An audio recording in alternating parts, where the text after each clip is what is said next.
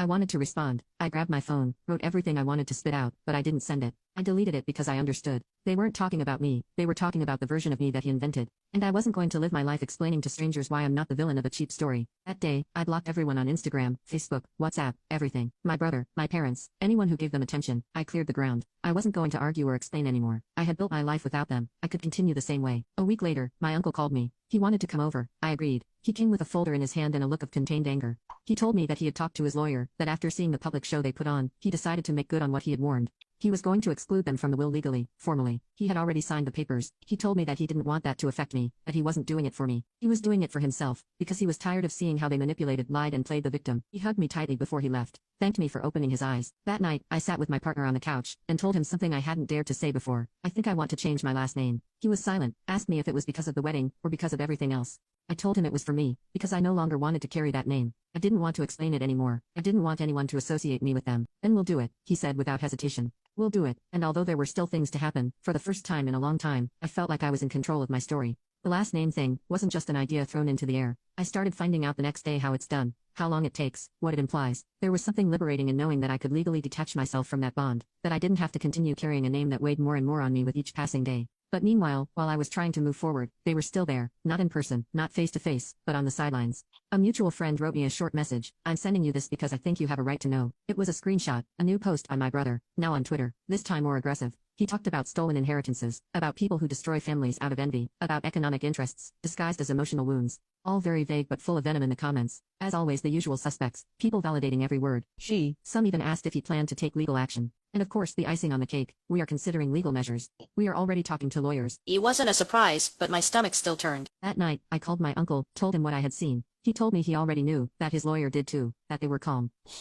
Let them say what they want. Words don't erase signed papers, he said. I sat down with my partner, and we decided, as a precaution, to consult with a lawyer as well. I didn't want any surprises, not after everything we had been through. The consultation was clear. Yes, they could try to sue, but without proof of manipulation, without legal basis, they had nothing. The entire process had been done with witnesses, documents, medical evaluations. Everything was in order. They're most likely trying to scare you, make you back down, but they have nothing to do it with, the lawyer said. And no, I didn't back down. On the contrary, I started talking more about the subject with people close to me, not to victimize myself, but because I was tired of keeping quiet for fear of how they would react. Every time someone told me, but it's your family, I would answer, a family that tramples on you doesn't deserve that title. One Sunday while we were cooking with my partner, I received an email, not a message, a formal email from an account with a full name and a subject in capital letters. It's time to fix this. It was from my mother, a wall of text, 3 paragraphs of blame, 2 of justifications, one final one of pleading. She said that the family shouldn't break up over a mistake, that I was always the sensitive one, that she understood, that I felt hurt, but that I couldn't punish her for life for it, that the pain was killing her. I almost closed it without finishing reading, but then the last line came.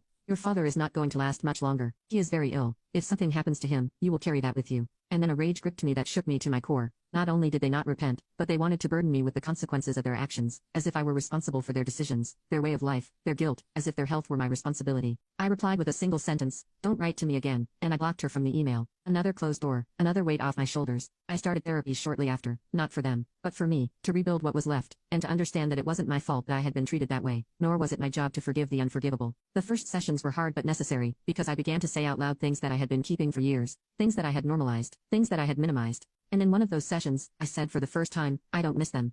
My therapist looked at me without surprise, just said, it's okay, you don't have to. That day, I slept like I hadn't slept in months. 2 months have passed since the wedding, since the last message, the last attempt at manipulation, the last time my family, those people who used to have power over me, tried to interfere in my life. And for the first time, life felt like my own, not perfect, not ideal, but calm. And that was already a lot. Hence to change my last name, it was simpler than I imagined. I went to the courthouse, signed papers, presented the reason. I didn't have to justify much, but I still took the folder with all the audios, messages, everything, in case they asked me. Nobody did, nobody needed to. But I needed to close that part with evidence in hand, with the truth heavy on paper. Now my last name is different, one that I chose, one that has no relation to any of them. Legally, we are nothing anymore. And it was a strange feeling, not immediate joy, but like when you finally take a weight off your shoulders that you've been carrying for so long that you didn't even remember how much it hurt. My partner and I moved a few weeks ago. Nothing big, just a smaller apartment in another neighborhood. We wanted a real fresh start, without anyone knowing the address, without the risk of finding them at the door. We painted the walls, used our furniture, hung our photos, the wedding, the trip, us in the kitchen eating pancakes. And that was family. That was enough. My uncle is still in touch. He comes over for dinner once a week. Sometimes he brings wine, sometimes not.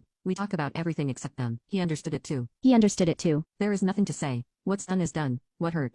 Hurt. But we're not going to build anything if all we do is look back. He once asked me if I ever thought about